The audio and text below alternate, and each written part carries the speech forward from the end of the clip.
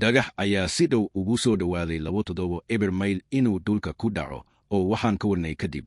Jaantus loogu talagalay dariiqa asteroid-ka 2.25 xariiqda cagaaran inta lagu guda jiray mariddiisa dhow ee dhulka. Dhulka waxaa toddobaadkii hore si dhow ugu soo maray asteroid yar kaas oo u dhow sida Saldhigga Cimilada Adduunka ee Caalamiga ah. Taasi waxay ka dhigaysaa maridda labaad ee ugu dhow ee la yaqaan diiwaanka. Asteroid-ka oo loo magacaabay 2.25 ayaa ku soo dhex maray Antarctica saacada 4:46 Oktoobar, meel joog ah oo qiyaastii 428 kiiloomitir 266 mayl sare ka ah. Taasi waa gudaha wareega kaas oo u dhexeeya 37 iyo 46 kiiloomitir. Taasi waa hiirid aad u dhow, laakiin ma aha kan ugu dhow ee aan ognahay.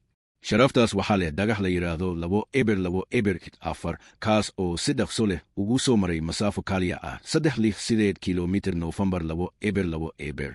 Xiriir NASA waxay sheegtay qarax nukliyeer ah ayaa badbaadin kara dayaxa weerarkan asteroid-ka 2.32. Caddan ahaan, waxaan ka hadlaynaa maridda ugu dhow ee aan ku dhicin halkan. Marmar qaar baa taabaanaya jawiga, gubaya qayb yar oo tufnaantooda ah, oo ka boodboodaya sida dhagax biyaha ku wada. Asteroids kale oo badan ayaa ka sii dhow yimid. Wax warayso dinosaurska oo dabcan waa kuwa kaliya ee aan ka warnay, waxaa u badan in muddo 4-5 bilyan oo sano ah taariikhdeeda dhulku uu lahaa xaalado xitaa ka sii dhow. Asteroid 2.25 dhowr saacadood kadib mariddiisa ugu dhow dhulka. Las Cumbres Observatory. Xitaa haddii uu ku dhacay dhulka 2.25 ma noqon lahayn wax laga werwero.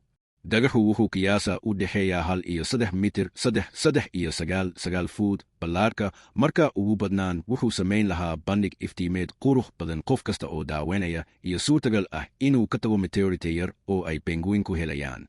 Dhagaxa run ahaantii lama helin ilaa uu horay dhulka u soo dhafay.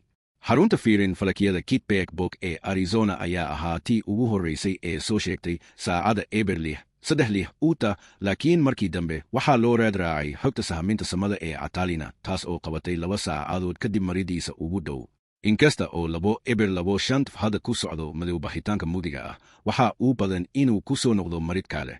Sida lagu qiyaaso jil wareegiisa mustaqbalka, wuxuu ku soo noqon doonaa xaafadayada Abriil 2.7, laakiin markan wuxuu ilaalin doonaa masaafo. Wuxuu kaliya u dhow yimaada qiyaastii 8 milyan oo kiiloomitir dhulka, ama qiyaastii 2 jeer ka fog dayaxa.